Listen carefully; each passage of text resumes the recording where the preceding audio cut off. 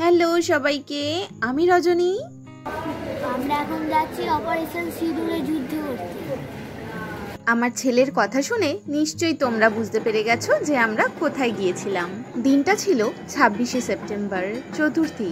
প্রতি বছর আমরা কলকাতায় ঠাকুর দেখতে যাই দিনের বেলায়, কিন্তু এই বছর দিনের বেলায় ঠাকুর দেখতে গেলে সন্তোষ মিত্র স্কোয়ারের বিশেষ আকর্ষণটা আমরা মিস করে যেতাম।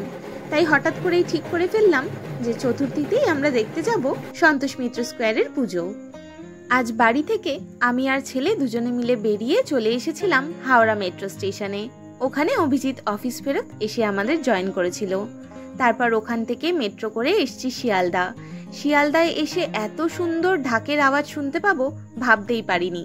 মনে হচ্ছিল যেন পুরো ঢাকের মেলা বসেছে। ঠিক প্রতি সন্ধ্যাবেলায় যখন পাখিরা গাছে ফিরে আসে তখন কিচিরমিচির শব্দে যেমন চারিদিকটা একদম মুখরিত হয়ে থাকে, ঠিক সেরকমটা সেদিন শিয়ালদা মেট্রোর বাইরেটা ঢাকের আওয়াজে পুরো সরগরম ছিল। প্রথম দুর্গা দেখা বাবা, হ্যাঁ দেখা প্রথম দুর্গা এই বছরে আমাদের দেখা প্রথম দুর্গা ঠাকুর এটা। বেশ কয়েক বছর ধরে আমার ছেলের একটাই আবদার হয়েছে, যখন যেখানেই ঠাকুর দেখতে যাবে না কেন ঠাকুরের সাথে একটা ছবি তুলবে ও। তাই এবারেও তার অন্যথা হয়নি। চলে এসেছি সন্তোষ মিত্র স্কোয়ারের পুজো প্যান্ডেলের লাইনে। এবারে তো শুনেছি আবার নিম্নচাপ হবে।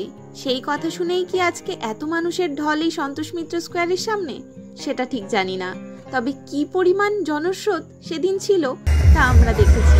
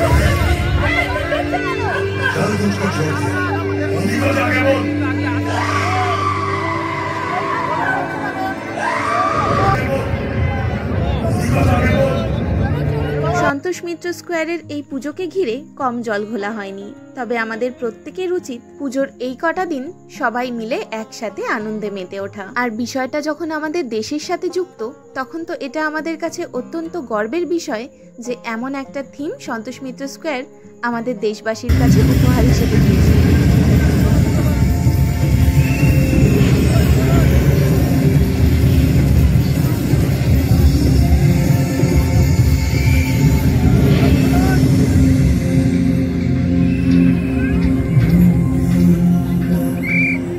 আজকের ভিডিওটা তবে এখানেই শেষ করছি।